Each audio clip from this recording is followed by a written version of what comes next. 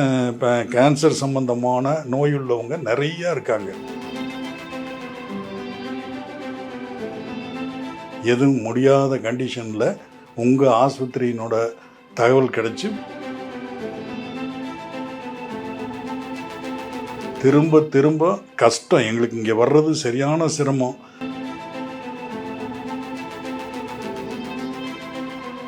மூணாவது தடவை நல்லா இருக்காங்க. இந்த புன்ஜன் ஆஸ்பத்திரிக்கு இப்போ என்னுடைய மனைவியை கூட்டி கொண்டு வந்து மூணாவது தடவையாக டாக்டரை பார்க்க வந்திருக்கேன்.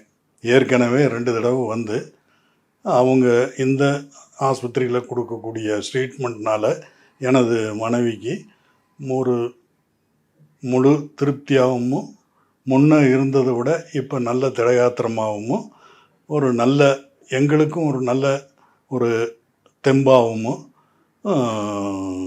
நல்ல சிறப்பாக எங்களுக்கு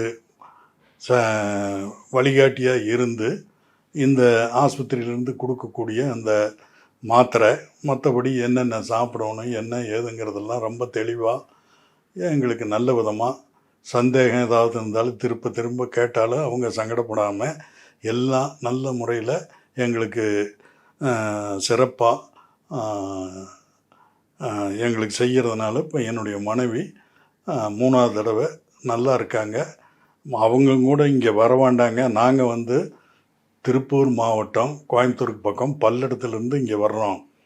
ஆஸ்பத்திரியிலேருந்து அவங்க டாக்டரை ஏன் அவ்வளோ தூரம் இவ்வளோ வயசில் வர்றீங்க, வேண்டியதில்லை, நீங்கள் உங்களுக்கு வாட்ஸ்அப்லேயோ இல்லை கொரியர்லேயோ பணம் அனுப்புனா நாங்கள் அனுப்பிச்சோம். இல்லைங்க, நாங்கள் கோயம்புத்தூருக்குள்ளே நிறைய ஆஸ்பத்திரியில் ஏகப்பட்ட செலவு பண்ணி எதுவும் முடியாத கண்டிஷனில் உங்கள் ஆஸ்பத்திரியினோட தகவல் கிடச்சி இப்போ இங்கே 2 தடவை வந்து இப்போ மூணாவது தடவை திரும்ப நாங்கள் என்னுடைய மனைவியை கூட்டிகிட்டு வர்ற காரணம், கோயம்புத்தூருக்குள்ளே அவ்வளோ செலவு பண்ணியுமே உயிருக்கு ஒரு பாதுகாப்பு இல்லை, 2வது ஒன்றுமே முடியாது அப்படின்னு சொல்லி எங்களை வீட்டுக்கு போக சொல்லிட்டாங்க. அந்த கண்டிஷன் இருக்கும்போது நான் இங்கே தகவல் கிடச்சி இங்கே வந்தேன்.